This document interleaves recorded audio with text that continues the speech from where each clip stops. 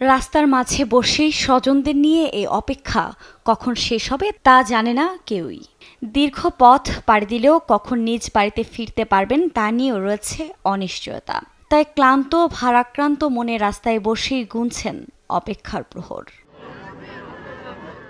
এ দৃশ্য গাজার উত্তরাঞ্চলের প্রধান একটি সড়ক বন্ধ করে দেয়ায় গাজা উপত্যকার উত্তরের বসবাসকারীরা বাড়ি ফিরতে পারছেন না। তবে নিজ ভূমির মাটি স্পর্শ করার এ আকুলতা যেন আরও কুরে কুরে খাচ্ছে যুদ্ধ বিধ্বস্ত উত্তরাঞ্চলের বাসিন্দাদের।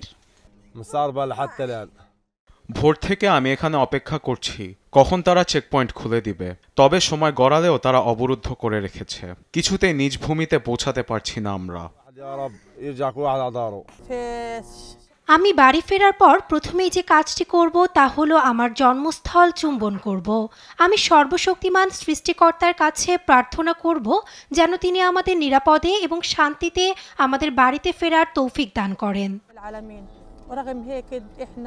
হামাসের বিরুদ্ধে যুদ্ধবিরতির চুক্তির শর্ত লঙ্ঘনের অভিযোগ তুলে বাস্তুচ্যুত হাজার হাজার ফিলিস্তিনির বাড়ি ফেরা আটকে রেখেছে ইসরায়েল। যুদ্ধবিরতি কার্যকরের পরও নিজ বাড়িতে ফিরতে না পেরে রাস্তার মধ্যেই এক মানবেতর সময় পার করছেন উত্তরাঞ্চলের বাসিন্দারা।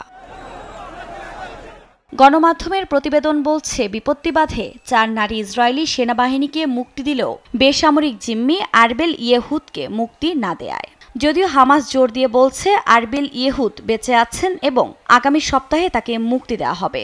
ইসরায়েলের দাবি যুদ্ধবিরতি চুক্তি অনুযায়ী বন্দী সেনাদের আগে বেসামরিক নাগরিকদের মুক্তি দেওয়ার কথা ছিল হামাসের।